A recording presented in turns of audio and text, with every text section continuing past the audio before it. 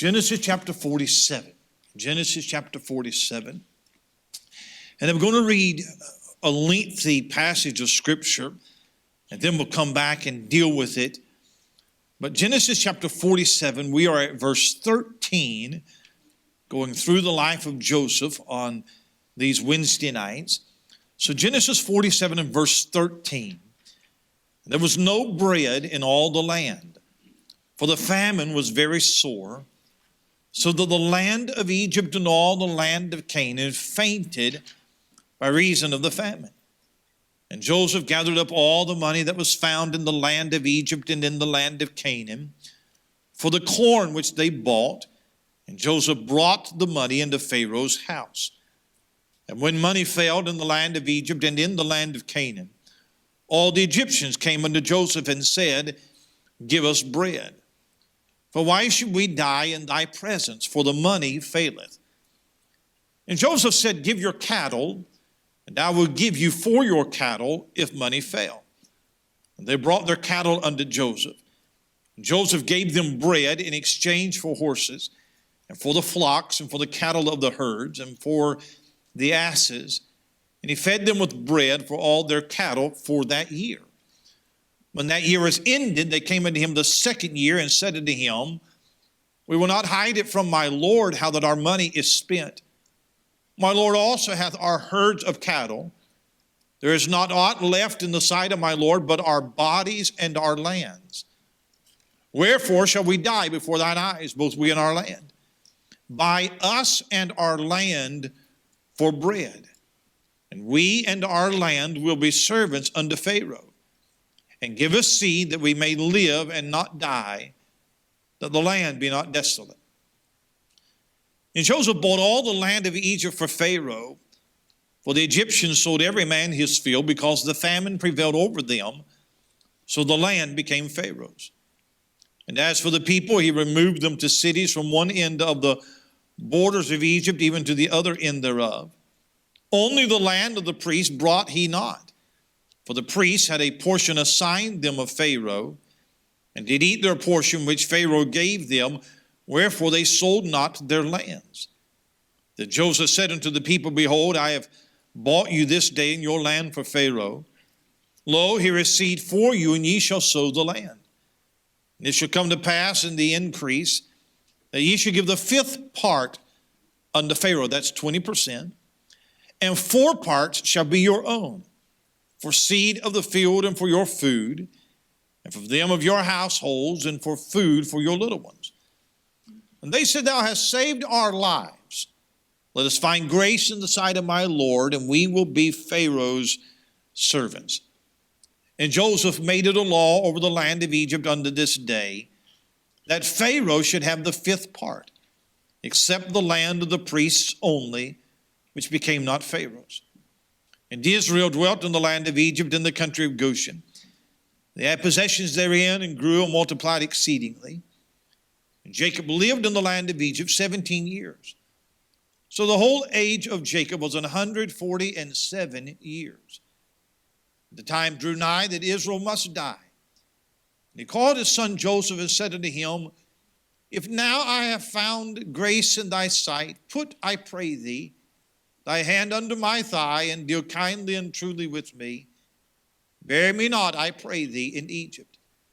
But I will lie with my fathers, and thou shalt carry me out of Egypt, and bury me in their burying place.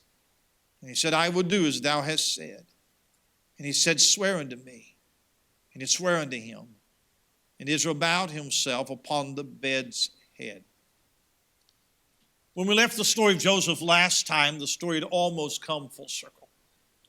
Reconciliation had been made, and Joseph's brothers had gone back to Hebron to convince their father Jacob to move to Goshen in order for Joseph to take care of them. They had made that journey. They have settled down in Goshen, in Egypt, but away from the cultural cities, the influences of that pagan land. And now the families are going to settle in, and they're going to make this the home for the next 430 years. We know from the book of Exodus that another Pharaoh will rise up that knows not Joseph, and he will not treat the Hebrews as kindly as this Pharaoh has done.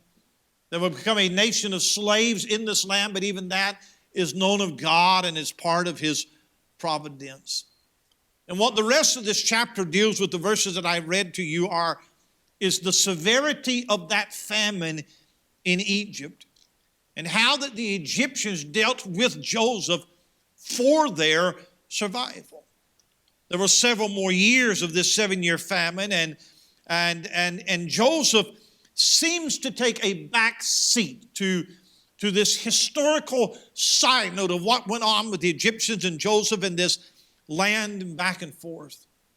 The Egyptians, they come to Joseph for bread, and he doesn't just give it to them. He buys all of their livestock, all of their cattle. In exchange, he gives them grain. And then these people sell their land for bread, and they become tenant farmers, so to say, to Pharaoh in order to feed their families.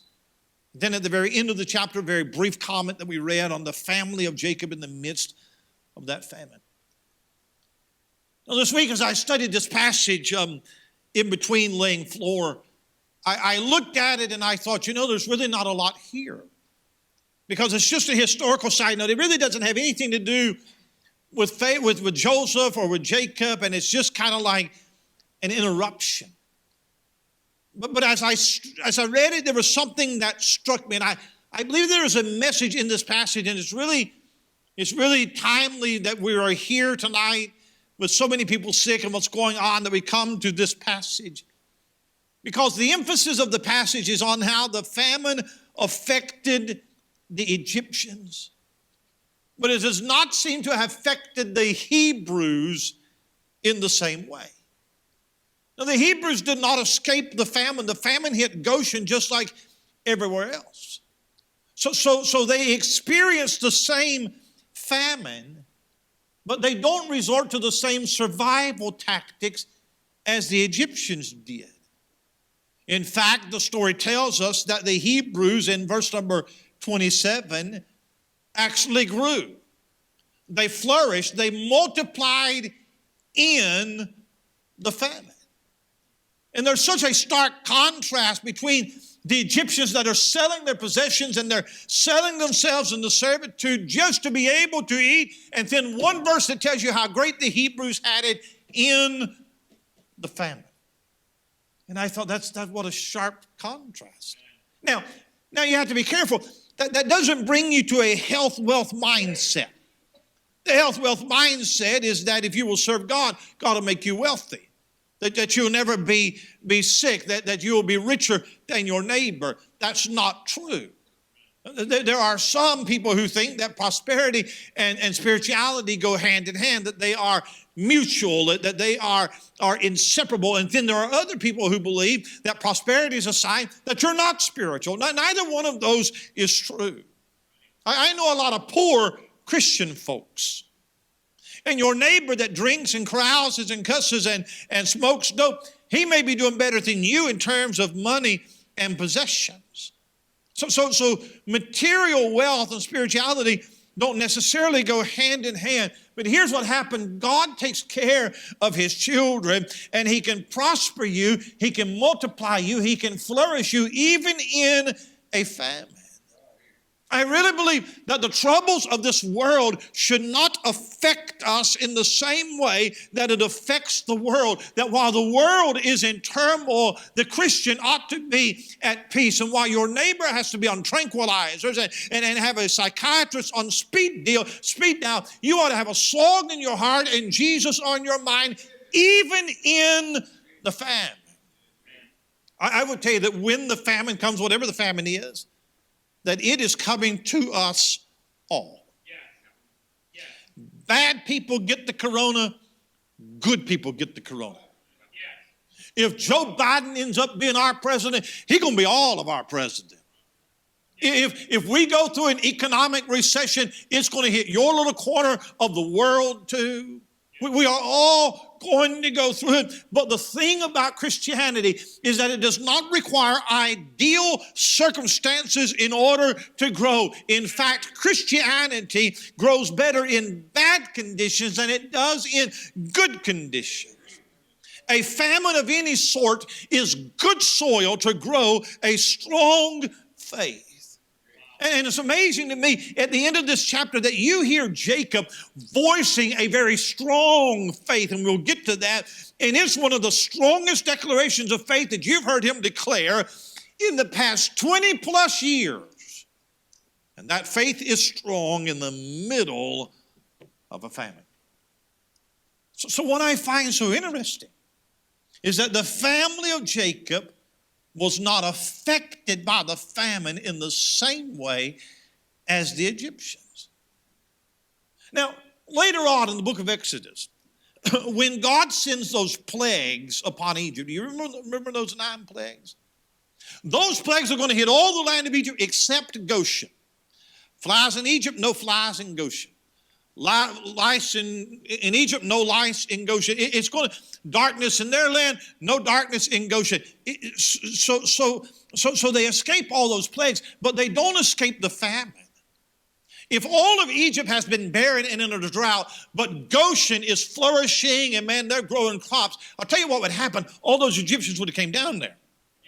They would have gotten that is what they did. So there's no reason to believe that they escaped the famine. They went through the same famine. They went through the same trouble, but the emphasis when it gets to them is not famine. The emphasis is fruitfulness. I have tried to keep that my focus throughout this year. 2020 will always be the year that we look back on as the year of trials. It'll always be the year where if it could go wrong, it did go wrong. We'll always, one day we'll look back on it and laugh about it. Maybe not today, but one day we'll look back at 2020. Boy, do you remember 2020? And I have tried so hard. I have tried so hard not to get obsessed with an election I've tried so hard just to put that out of my mind because all of these things, it affects me physically and material just like it does you. We all know friends and families and churches who have suffered a whole lot worse than what we have. And we think that 2021 will get us out of it. If we can just make it to January 1, maybe not. You don't know. But I have greatly desired that my mind and my emotions throughout the day not be about the famine, but being surrendered to God and devoted to Christ through it all. If your focus tonight could be on what God is doing, if your focus could be on the blessings and the victories that God has given us, you can go through the same trouble as the rest of the world. And God still multiply you in it. That's the message of the passage. So look at it tonight. Notice in verse 13, there is a severe famine. And verse 13 tells you that the famine is very sore. There's no bread. And the people fainted by reason of the famine. Now that's 3 descriptors that is meant to emphasize upon your mind the severity of this situation. Now, you and I have never experienced any kind of famine. We've never experienced lack of food. I have never had a day in my life that I could not eat if I wanted to. Now, there have been days I didn't have anything I liked. Maybe there was nothing I was in a mood for. But I had food. So I can't put myself here. I've always had plenty of food. So when I read about a famine, it's just a theory to me. I've never experienced that. I don't know what it would be like to watch your family literally starving to death and no bread. And when you have exhausted all of your resources and you are helpless against the onslaught of no rain, no crops, nothing. See, here's what the Egyptians do. They turn to government to save them. Yeah. Now, in this case, it wasn't necessarily bad because Joseph has been placed in charge of preparing the nation for what was coming. They knew that this was going to happen. Back in chapter 41, he has been placed in charge of organizing and administrating policy whereby the nation would survive and store grain up for 7 years of plenty. And so it's reasonable that in this case, that the people would come to Joseph in the middle of the famine for relief, because for 7 years he's been storing up. However, I would tell you that a people who increasingly look to government to bail them out, or a people who are increasingly putting themselves in servitude to that government. Now, I could preach on this for a long time. And I don't believe that this passage is here to give us a pattern of government outreach. And I don't believe that is the purpose for it, all right? But I will say that most Americans are content to just let government take care of you. Most Americans, and you're seeing it right now, most Americans prefer security over liberty. But when you choose security over liberty, you will eventually have neither one. Neither one. After a few years of the famine, the people in the fields and the cities, they have exhausted all the resources, but the government of Egypt has all this grain stockpiled up. So they come to Joseph and they strike a deal whereby they sell all of their livestock in exchange for grain. Now that may sound like that he's taking advantage of them, taking advantage of poor people, but I actually think he's doing them a favor. Because if they don't do something, they're going to lose the cattle. They're going to lose livestock too. Nobody can sustain the livestock through all these years of drought, so why not exchange them for grain that you can live on? But then another year expires and all of that grain is expended, and so they come back. This time, the only thing we have left is our bodies and our land. That's all that we have left. And so this time they strike up a deal to exchange all of our land for grain.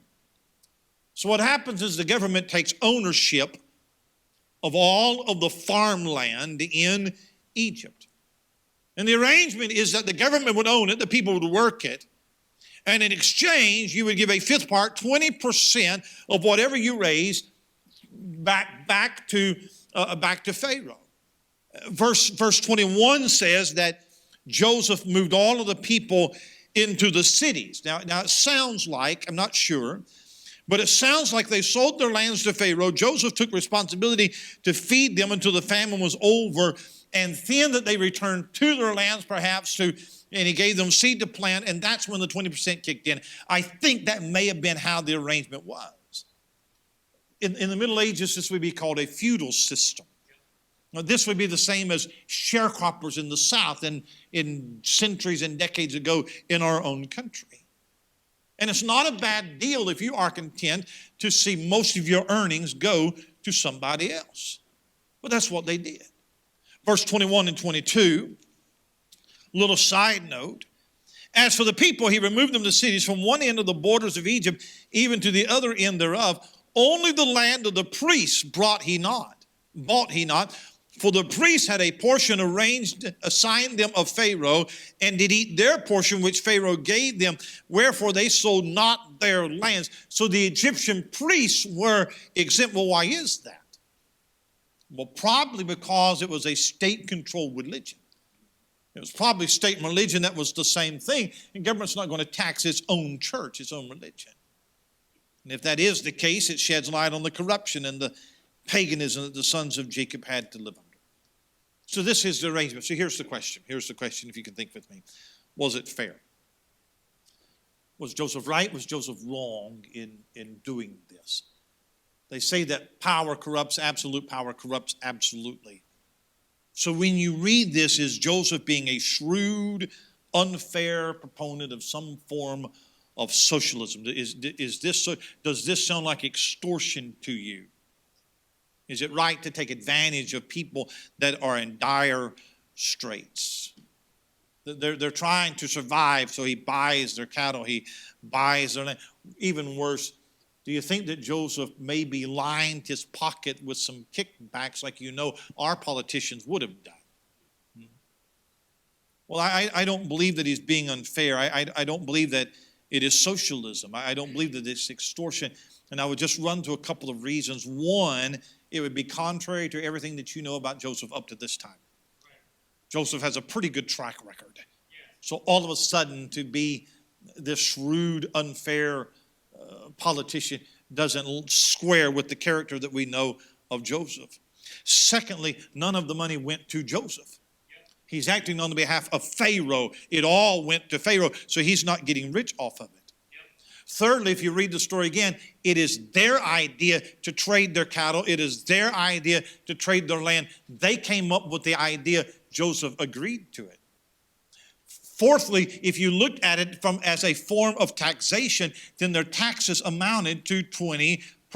They exchanged 20% of their production, and the government provides the rest. Most of us would settle for a flat 20% tax. If it includes my property tax and my income tax and sales tax, if it includes everything, I would settle for 20%. So from a taxation standpoint, it's not an unfair or unreasonable deal. Then in verse number 25, you can read it, the people thanked Joseph for helping them. So they didn't feel taken advantage of. You don't thank a despot or a dictator. No, it is a benevolent relationship. Finally, it's not free market capitalism, but it's not socialism either. And here's the reason why. For one thing, they are not required to sell their livestock or their lands. The government didn't come and confiscate anything. It's not communism. Nor did the people go to the government looking for a handout. They aren't expecting anything free. It's not taking land from a wealthy farmer in order to give money to a poor farmer. It is not wealth distribution. So with the limited knowledge that we have, I judge that Joseph acted fairly and graciously, and he's able to help people in dire straits. It's a severe famine. But here's the contrast in verse 27. You have a settled family. Look at verse 27. And Israel dwelt in the land of Egypt in the country of Goshen. They had possessions therein and grew and multiplied exceedingly. Now, I don't know when Moses wrote this if he meant for it to be a contrast. But after reading what we just read, this whole pitiful situation, and government's got to help you. Now to read the prosperity of the Hebrews, I tell you, that it's just such a stark contrast. Because at one end of the country, you have Egyptians that are suffering and they're starving, and you have a family that is settled down in Goshen, and they're beginning their new life. And though the famine affected all of the land, the emphasis with them is not on the famine, it's on flourishing. If you'll notice in verse number 27, the word Israel dwelt in the land of Egypt. We know that Jacob's name had been changed to Israel. Israel will also become the name of that great nation that came from him. And I believe that in verse 27 personally, and if you'll notice how it moves from singular to plural, Israel dwelt in the land, and they had possessions therein and grew and multiplied exceedingly. I believe it's the first time that the word Israel is used for the nation. And God had promised Abraham 235 years earlier that he would make of him a great nation through which the world would be blessed. But when Abraham died, he had one heir. And so when Isaac died, he had two. And when Jacob died, he's got 70. That's still not a great nation. But the verse is telling us that this family of a father and 12 sons become that mighty nation while Egypt is languishing in a famine. And again, no reason to believe that the famine doesn't hit Goshen as hard as it hits everywhere else, because if Goshen had flourished, then Goshen would have been overran by everybody else that was starving. But the family, they move in the middle of a famine, and they have as many years of barrenness as everybody else does. But the emphasis is not a famine. It's not a famine. They are flourishing in a famine. They settled down and they raised their kids and they worshiped God and they served God and they took care of one another, and God prospered them. What the modern gospel wants to tell you is that God will keep you out of the famines of life. And if you listen to Kenneth Copeland and TBN and the like, they'll tell you that God's people don't ever get sick. God's people don't have financial struggles. God's people can command wealth. It is not so. God never exempted you from any of the common troubles of a cursed world. But may the emphasis of your life not be on famine. May it not be on trouble. May it not be on whatever is going through. No, the emphasis of our life ought to be on the blessings of God in the midst of a famine. The world has plenty of reasons to wring its hands in despair and wonder what tomorrow holds, but not for the believer. Because you and I have the promises of God. We have a God tonight that can take care of us, that can give us peace. We have an inheritance tonight that is incorruptible and that fadeth not away. We have a hope that transcends tomorrow or a virus or an election or a looming recession. I tell you that we sing this without even believing it, but it is true. I don't know about tomorrow, but I know who holds my hand. Interesting statement at the end of verse 27. It says, they grew and multiplied exceedingly.